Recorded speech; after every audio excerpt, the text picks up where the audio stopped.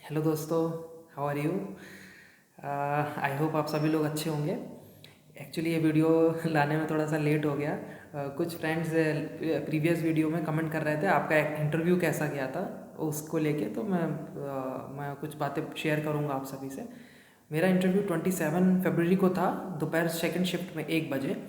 मैं अपने सेंटर को मतलब 12 बजे पहुंच गया था, सेंटर से थोड़ा दूर। वहाँ पे मुझे जूते पॉलिश करवाने थे कॉबलर से, और शेविंग करवाने की वजह से थोड़ा सा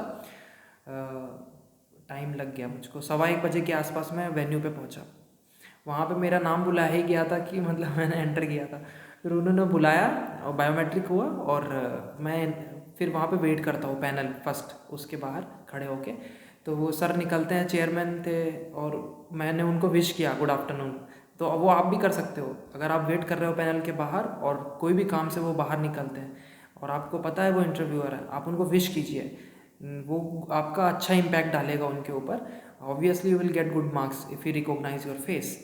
सो फिर मैं वेट करता हूँ, जब आप आते हैं इंटरव्यू, फिर वो बेल रिंग करते हैं। सेकंड कैंडिडेट मैं था, ठीक है। मैं थोड़ा सा नर्वस होता हूँ, मैं पानी पीता हूँ, गहरी सांस ली मैंने वहाँ पर। फिर डोर ओपन किया और मैंने परमिशन मांगा, सर प्लीज़ मे आई कम इन। और वो परमिशन दिया। मैंने एंटर किया और सभी को गुड आफ्टरनून विश किया, मैडम को सेपरेट। उन्होंने बैठने को बोला, मैं बैठा। फिर he asked me introduce your self. I introduce my self. मैंने सिटी बताया, मैं हरदोई से हूँ, ग्रेजुएशन कहाँ से हुआ, CGPA कितना है, वो सब कुछ मैंने बताया।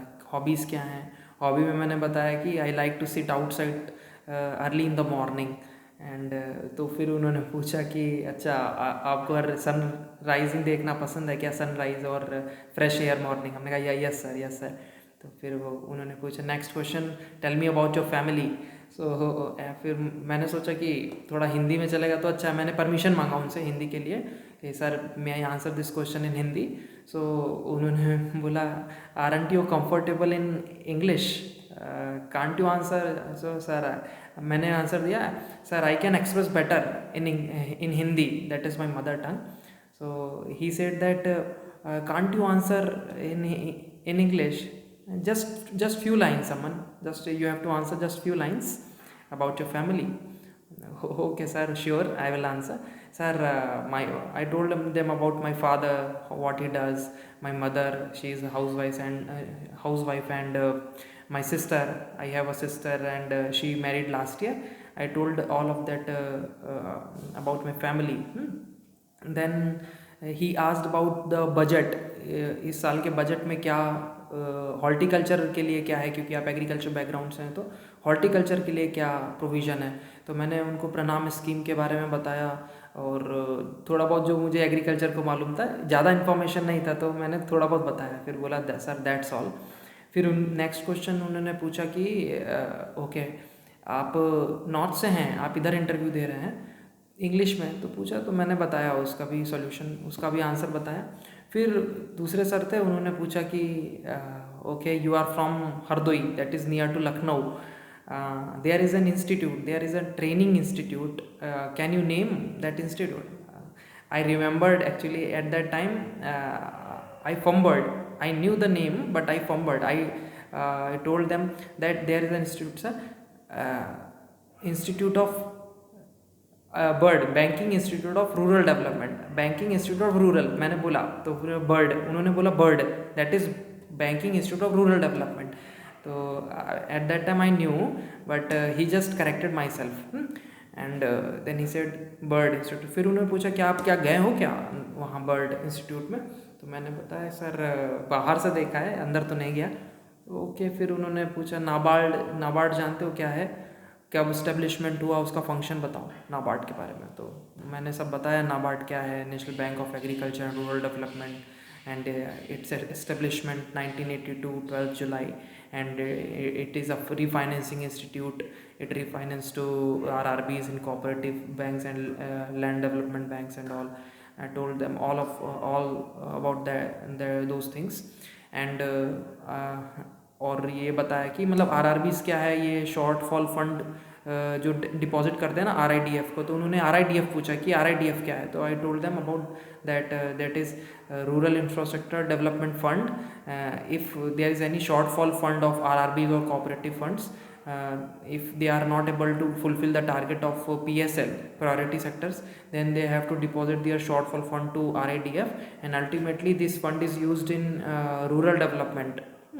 सो फिर वो काउंटर अटैक में चेयरमैन सर ने क्वेश्चन पूछा कि अच्छा इस साल बजट में एक प्रोविज़न आया है, there is a provision in this year budget, similar provision, can you explain about that. तो I told them yes, because I had idea. So I told them, sir, this year there is urban development bank, something like that. If there is any shortfall in reaching the target of PSL in public sector banks, then they have to deposit their shortfall fund to urban development bank. Ultimately that fund will used in housing development in tier 1 and tier 2 cities, I told them. So उन्होंने तुरंत question पूछा, अच्छा ठीक है, वो कौन sponsor करेगा, मतलब हाउसिंग डेवलपमेंट है तो वो उसे कौन देखेगा, कौन सुपरवाइज करेगा. तो मैंने बोला sir may I guess. Yes sure. तो मैंने बताया RBI, क्योंकि मुझे आइडिया था लेकिन उस समय प्रेजेंस ऑफ माइंड नहीं था, तो नेशनल हाउसिंग बोर्ड बोलना था NHB, but I said RBI, तो रॉन्ग हो गया वहाँ पे. लेकिन मैंने गेस करने के लिए परमिशन मांगा, आप भी कर सकते हो if you want to guess. Okay.